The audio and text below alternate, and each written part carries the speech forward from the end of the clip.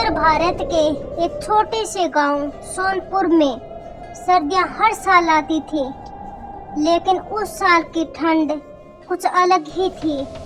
कोहरा इतना घना कि सुबह और शाम का फर्क भी मिट गया था। सूरज जैसे डर कर निकलता और जल्दी ही वापस छुप जाता। सब मिलकर ठंड को कहर बना रहे थे। गांव के आखिरी छोर पर मिट्टी और ईंटों से बना एक पुराना सा घर था।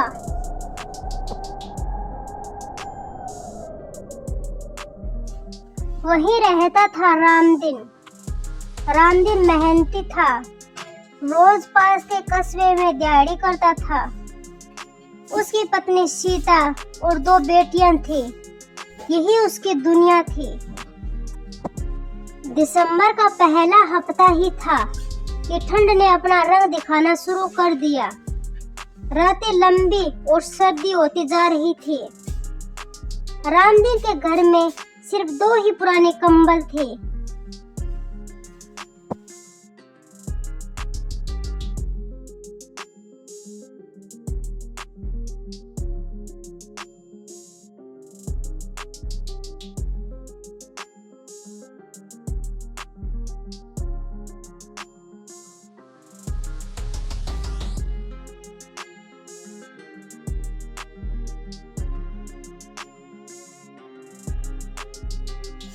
सीता हर शाम चूल्हे पर आग देर तक जलाती ताकि घर में थोड़ी गर्माहट बनी रहे।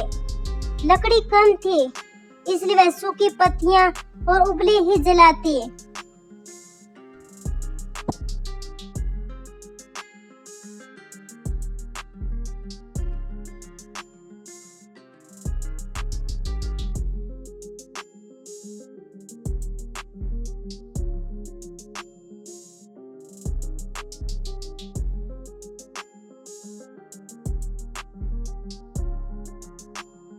एक दिन गुड़िया को तेज बुखार आ गया। उसका छोटा सा शरीर ठंड में कांप रहा था।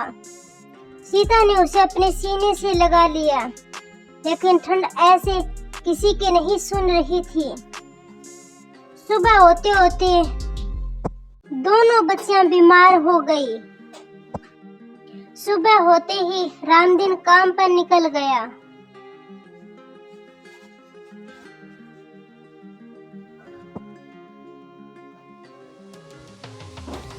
आज मत जाओ, बच्चों को छोड़कर कैसे जाओगे?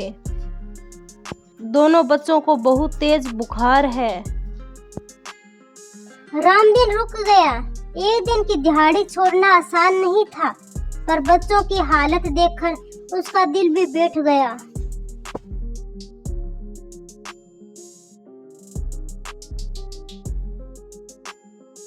इस समय बच्चे बहुत बीमार हैं। मुझे घर पर रहना ही सही होगा।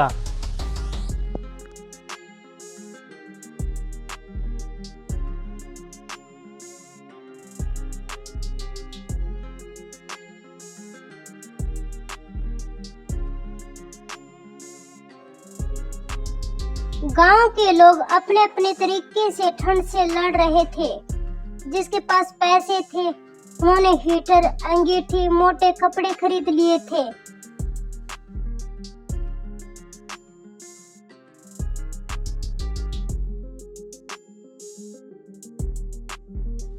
एक दिन गांव में खबर फैली कि पास के शहर से कुछ लोग आए हैं। वे गरीबों में कंबल बांट रहे हैं। रामदीन की आंखों में उम्मीद चमकी। वह अपनी बेटी के साथ पंचायत भवन में पहुंचा।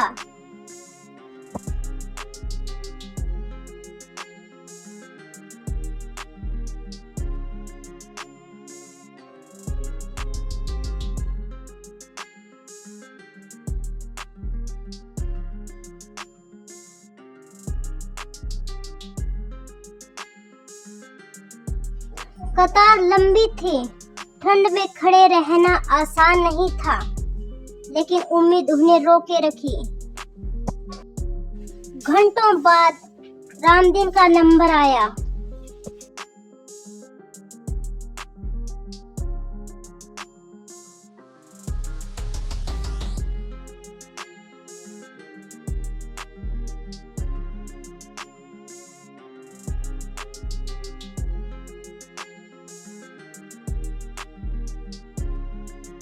रामदीन ने कंबल को छूते हुए कहा, आज ठंड हार जाएगी बेटी।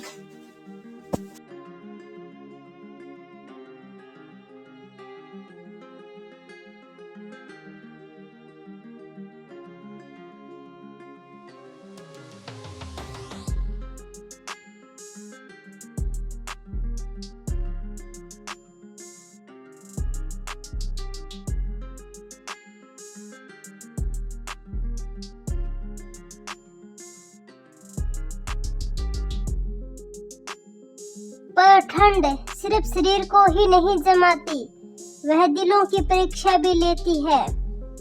उसी गांव में खबर आई कि पास के झोंपड़े में रहने वाले बुजुर्ग हरिहर काका ठंड के कारण चल बसे। उसके पास न तो कंबल था न उसे कोई देखने वाला।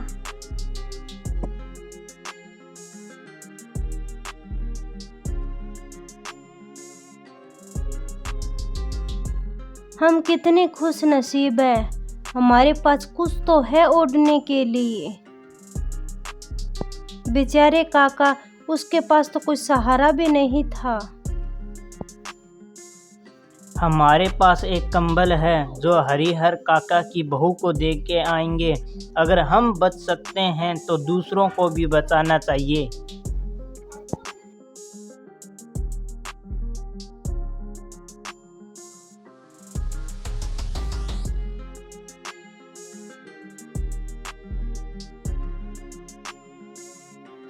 जनवरी की रात सबसे भयानक साबित हुई। तापमान शून्य के करीब पहुंच गया। हवा बर्फ जैसी चुभ रही थी। अचानक मीरा की तबीयत बहुत बिगड़ गई। रामदीन और सीता घबरा गए। आधी रात को डॉक्टर के पास जाना भी आसान नहीं था।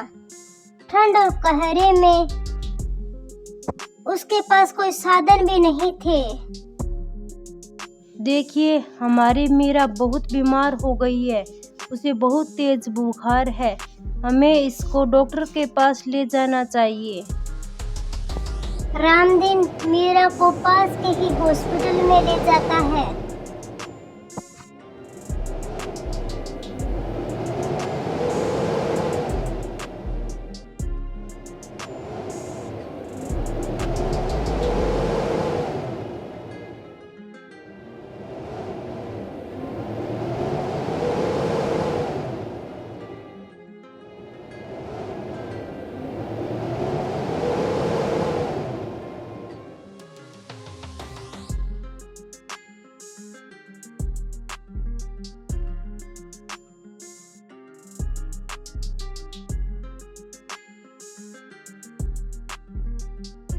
इस बच्चे को निमोनिया की शुरुआत है। आप समय पर आ गए, वरना बीमारी बहुत ज़्यादा बढ़ सकती थी।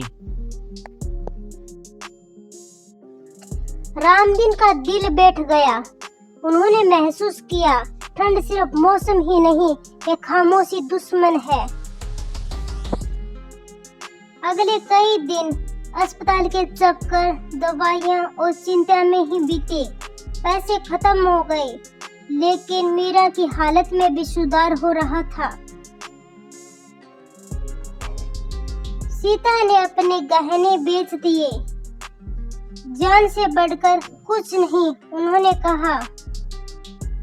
लीजिए सेठ जी, ये गहने, इसके बदले में मुझे पैसे दे दीजिए। मेरी बेटी बहुत बीमार है।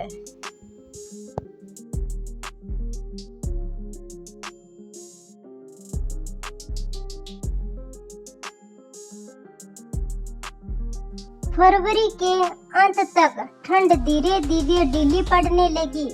सूरज अब देर तक रुकने लगा। खेतों में हरियाली लौटने लगी। मीरा फिर से स्कूल जाने लगी और गुड़िया की हंसी घर में गूंजने लगी। रामदीन को भी काम मिलने लगा। पूरा परिवार अब हंसी खुशी से रहने लगा।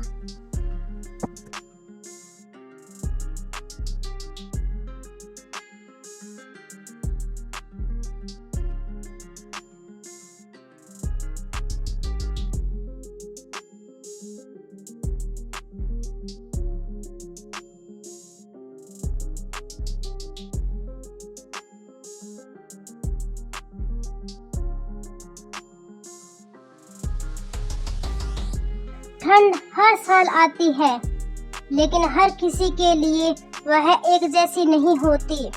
किसी के लिए वह मौसम है तो किसी के लिए कहरा।